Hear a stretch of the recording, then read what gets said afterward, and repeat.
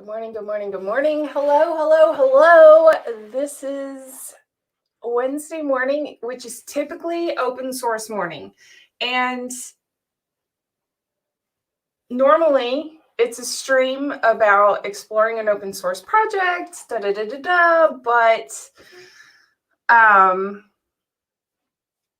I hope you're ready to talk about gender.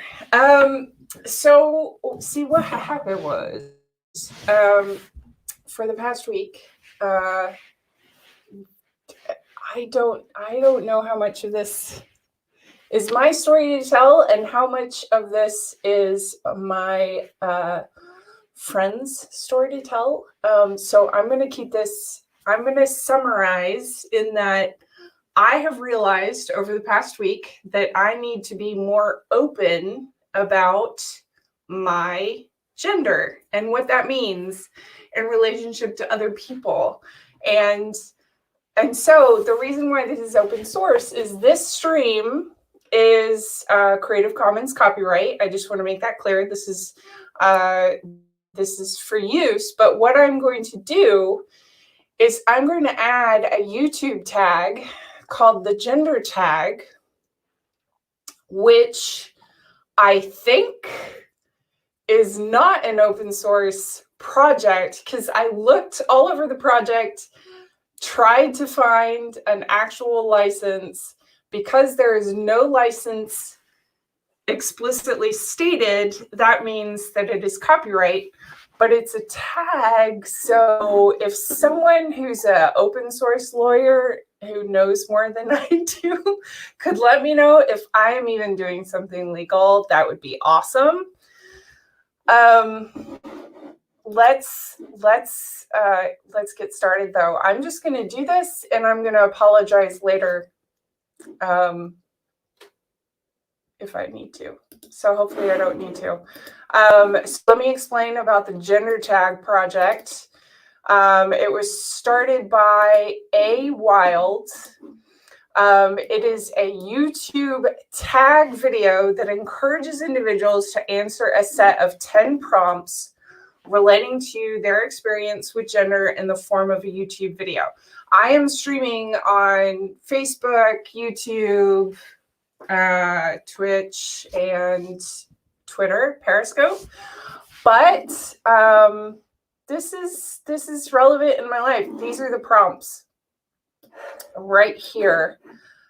Let's just make sure that those come through well enough. Probably let me make those a lot bigger. Keyboard is your friend. Keyboard is your friend. And maybe not highlight there, Leander. Okay, how's that? That's so much better. Okay, so this is what we're doing today. If you have any questions or comments, yeah, feel free to post some comments below. This is what we're doing today because I feel like it's important. And also, one thing that happened earlier this week, I can't believe it's only Wednesday, is that on Tuesday, yesterday, that was just yesterday. Hi. I tried to research resources for non-binary people, and specifically with regards to allies and partners and support networks and et cetera, et cetera. And yesterday, apparently, I was so upset that I couldn't find anything, because today I then looked again and found a ton of resources, one of which was this project. And so I just want to, like, is this something that we would be interested in starting a project around? Because it would be super easy to just kind of link out to the resources and whatnot. Do we want, like, can gender be open source? Like, to me, this just kind of, like, it makes sense to me that it could be, but I don't know who is actually doing this. But this is a baby first step, or a baby step to add on to the shoulders of giants of the projects that I couldn't find yesterday or today. So how do you identify your gender, and what does that definition mean to you? I am non-binary, and to me that just means that I am able to put a label on how I felt my entire life. This is kind of going into future questions, but I've been misgendered my entire life. Even when I was a woman or a girl, I would still be referred to as a boy, as with sir or with he, him, because I've always been very flat-chested, and I've always had a more of a masculine or tomboy way of dressing with my fashion and whatnot. Like there would definitely be times when I would be more feminine, and then I would be gendered as female, and yeah. So it's I would say that I'm more a gender fluid, non-binary person. But it doesn't mean that I don't have a uterus anymore. I still gave birth to 3 kids. I am still going through perimenopause. Woo! I still have sex. So to me, it doesn't change anything except that I feel better and I am happier about who I am. And I request that people use they, them pronouns. Now that goes to question number 2. What pronouns honor me? Can I make this? Oh, that's way too small.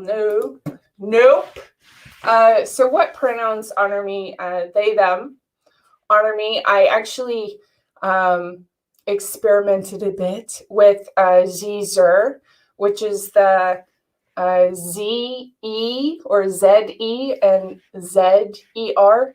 But I realized that the difficulty with being non-binary in a binary world is so big that I didn't want to fight that fight. And they, them is more popular and easier for people sometimes than something that Zer, which a lot of people have not even heard of.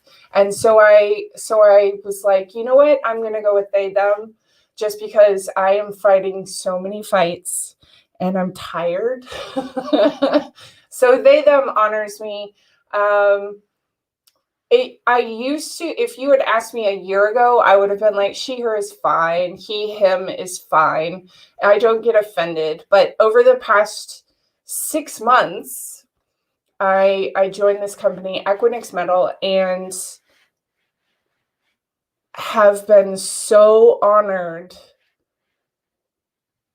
by my colleagues who will defend my pronouns even when I'm not there. When other people talk about me, refer to me, and they know that I'm non-binary, they'll correct people, and that is so beautiful.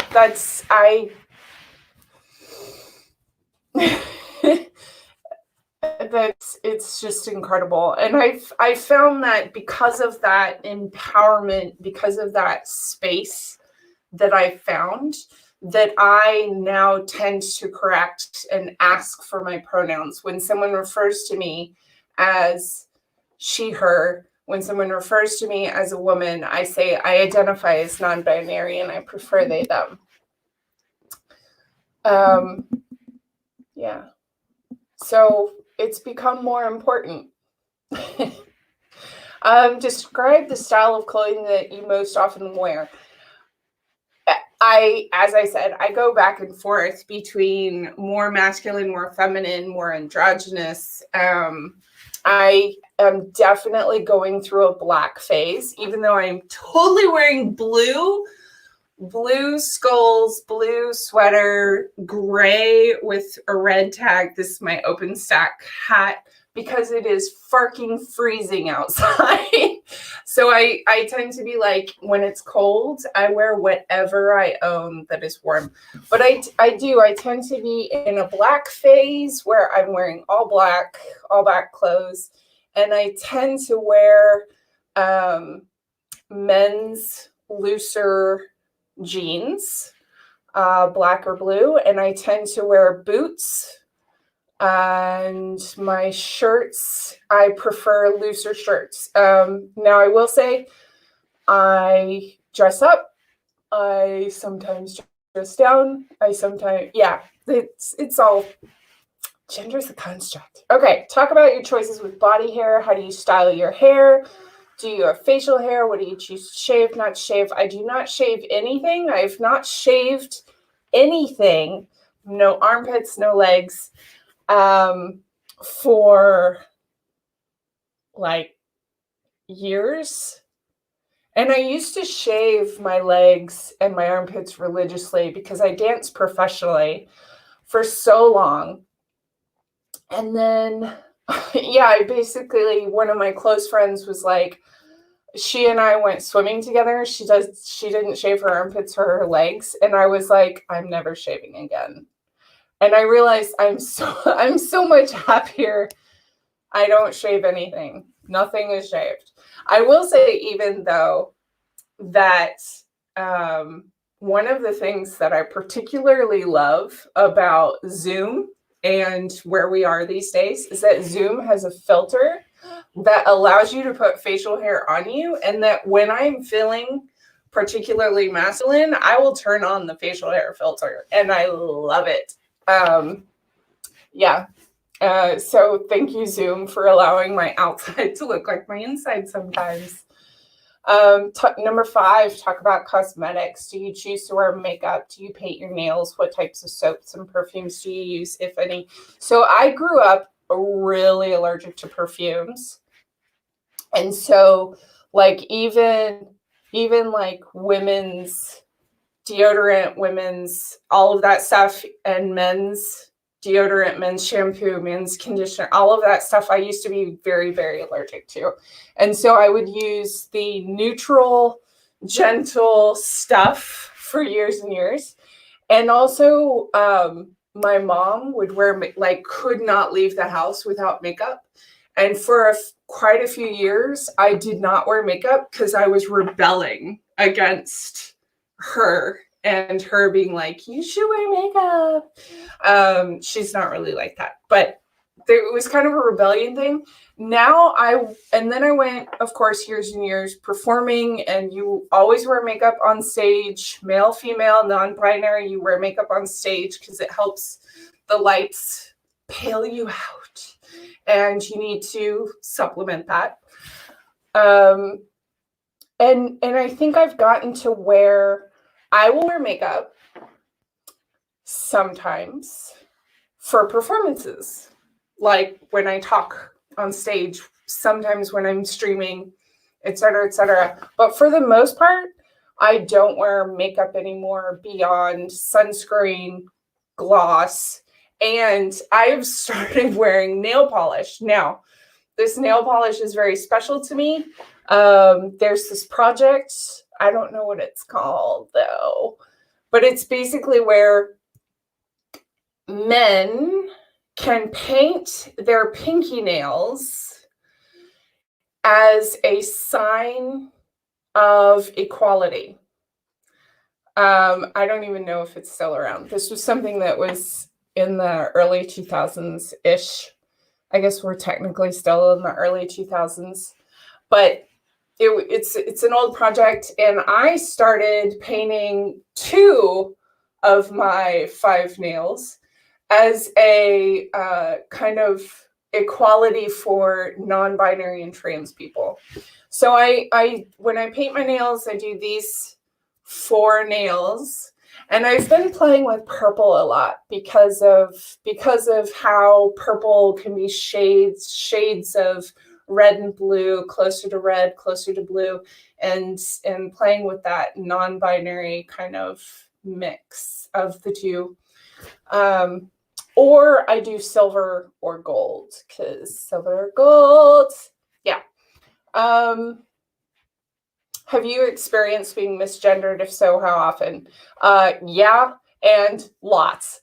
As I said, I kind of already answered that question. Do you experience dysphoria? How does that affect you?